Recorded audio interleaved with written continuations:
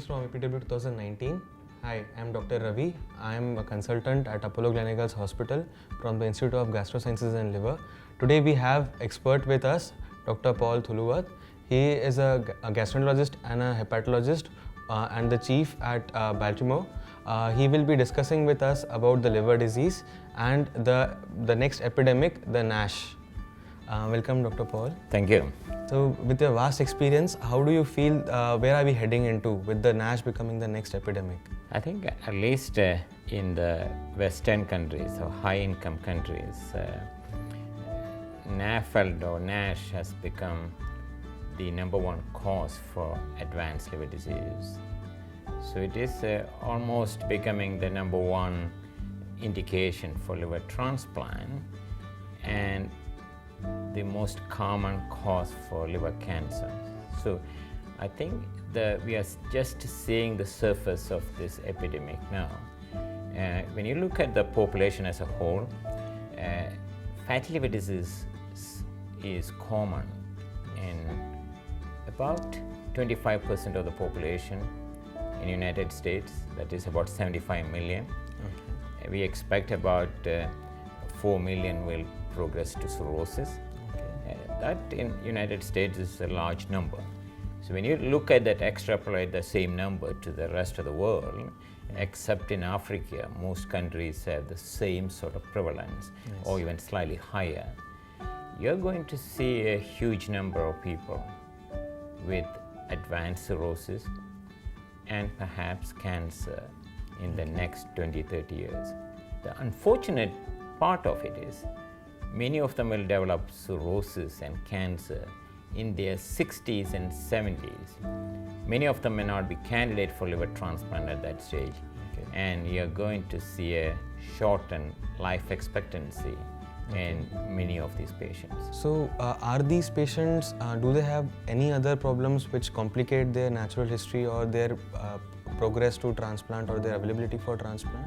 I think we had to look at it in the background of metabolic syndrome. Okay. So fatty liver disease, you don't see it just as a liver disease.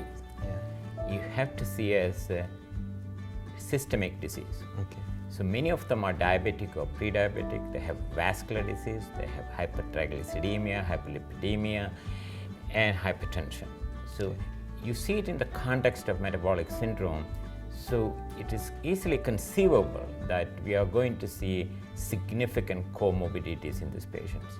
Okay. So the studies so far, looking at large data set, have shown that patients with fatty liver disease, when they go on to have a liver transplant, they have similar outcome as those with other conditions. But that has to be taken with a little bit of doubt, because you're selecting patients. The transplanted population is a very highly selected patient population. Yes. You don't know what is the sample size from which they come from. So many of these patients are perhaps not referred for liver transplant, or they are excluded earlier on because of their comorbidity. I believe that if you're going to transplant an unselected patient population with NASH cirrhosis, you're going to see lower life expectancy in that. Because the number one cause of death after liver transplant long term, yes, is cardiovascular event, followed by renal failure and cancer.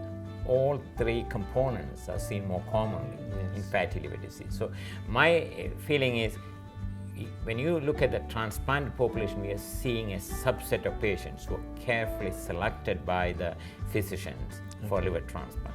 But in general, I think they may not do as well. So those who have been transplanted for NASH-related CLD, how much is the recurrence rate, or how frequently you see the liver biopsies again show changes of NASH?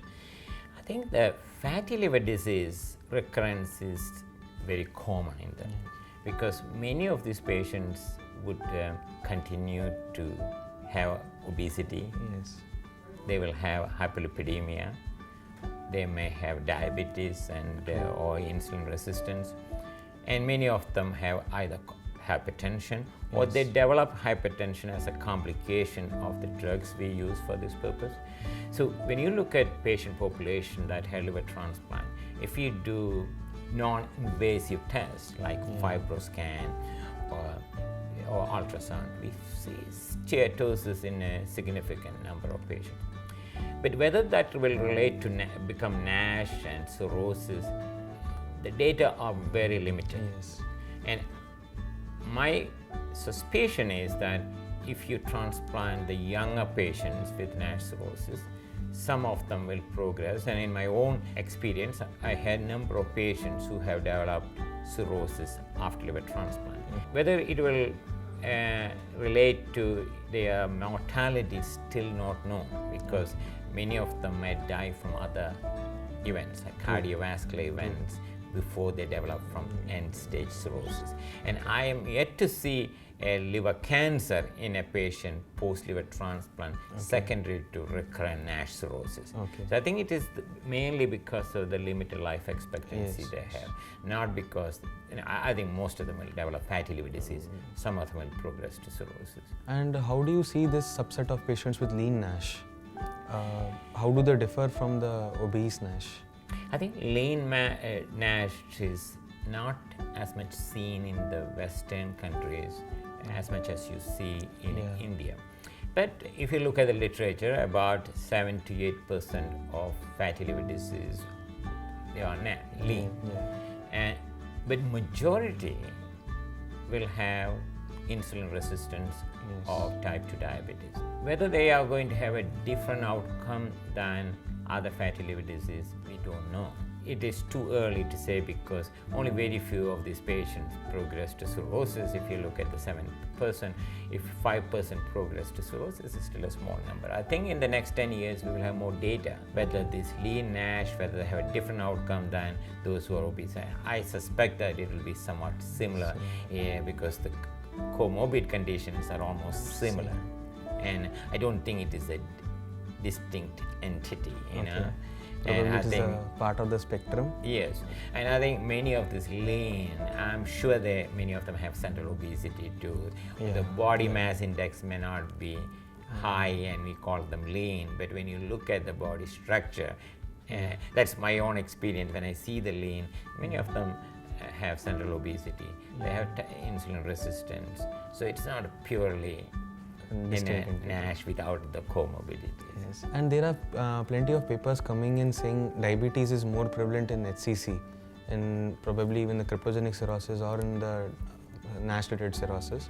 So, is there any correlation, or is there just a association of the two? I think when you look at the HCC, obesity is a risk factor. Yes.